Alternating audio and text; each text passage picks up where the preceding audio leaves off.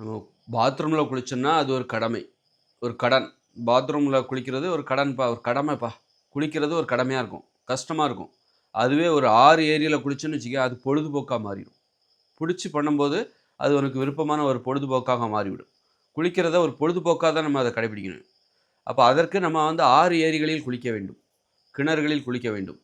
அப்போ தான் வந்து நல்லா மூழ்கி குளிக்க வேண்டும், நீச்சல் அடித்து குளிக்க வேண்டும். அப்போ குளிக்கிறது ஒரு பொழுதுபோக்காக மாறும், மகிழ்ச்சியான விஷயமா மாறும். அது உடலுக்கு நன்மையை தரும். நீ கடனுக்கு வந்து ஒரு பாத்ரூமில் உட்காந்துட்டு 2 வாளியிலேருந்து தண்ணிய தலையில் ஊற்றி உடம்ப நனைச்சி சுத்தப்படுத்திட்டு வர அப்படின்னா, அது வெறும் கண் துடைப்பு. குளிக்கணும் அப்படிங்கிற அந்த அந்த கடமையை நீ வந்து ஒரு கஷ்டப்பட்டு செய்ற. கஷ்டப்பட்டு, இஷ்டப்பட்டு செய்யாம கஷ்டப்பட்டு செய்ற. அதுவே அது நீ போய் ஆறுல போய் குளிச்சேன்னு வச்சுக்கோ, ஒரு கிணத்துலயோ, ஒரு குளத்துலயோ, ஏரியிலயோ குளிச்ச அப்படின்னா, நல்லா முங்கி குளிச்ச அப்படின்னா, அது உனக்கு வந்து ஒரு இஷ்டப்பட்டு செய்ற விஷயமா மாறி போயிடும். அப்ப நீ வந்து 1 மணி நேரம் டெய்லி ஒரு 1/2 மணி நேரம், 1 மணி நேரமாவது குளிப்ப. அது உனது பொழுதுபோக்காக மாறிவிடும். அது உனக்கு நன்மையை தரும். ஒரு 1/2 மணி நேரம் நீ தண்ணீல ஆறுலலாம், ஆத்துலலாம் முங்கி குளிக்கும்போது, உடம்புல இருக்கிற உஷ்ணம் முழுமையாக வெளியேறும். நம்ம பாத்ரூம்ல குளிக்கும்போது, அது வெறுமனே கண் துடைப்பு தான் அது. எப்ப இஷ்டப்பட்டு குளிக்கிறியோ, அப்ப அது வந்து ஒரு பொழுதுபோக்காக மாறிவிடும். ஒரு விருப்பமான பொழுதுபோக்காக குளிப்பது என்பது மாறிவிடும்.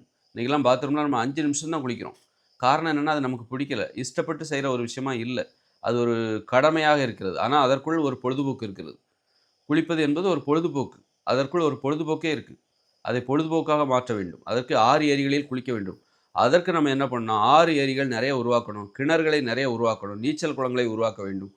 ஒவ்வொரு தெருவுலயும் 50 ஆண்களுக்கு ஒரு நீச்சல் குளம், 50 பெண்களுக்கு ஒரு நீச்சல் குளம்னு உருவாக்கி, அதில வந்து இந்த குளோரின்லாம் போடக்கூடாது. போடாம தண்ணீய மட்டும் மாத்திக்கிட்டே இருக்கணும். மாத்துனா குளிப்பது மக்களுக்கு ஒரு பொழுதுபோக்காக மாறிவிடும். குளிக்கும்போது பயம் இருக்கக்கூடாது. இந்த குளோரின்லாம் போட்டு நீச்சல் குளத்தில குளிக்கிறதுக்கே பயப்படுவாங்க. அந்த மாரி பயப்படாம சந்தோஷமா குளிக்கணும் அப்டின்னா, அதில குளோரின் இந்த மாரி கெமிக்கல்லாம் கலக்காம போகும்போது மக்களுக்கு குளிப்பதை ஒரு கடமையாக செய்யாமல் பொழுதுபோக்காக அதை கடைபிடிப்பார்கள். அப்போ உடம்புல உள்ள உஷ்ணம் எல்லாம் முழுமையா வெளியேறி உடல் ஆரோக்கியம் சிறப்பா இருக்கும்.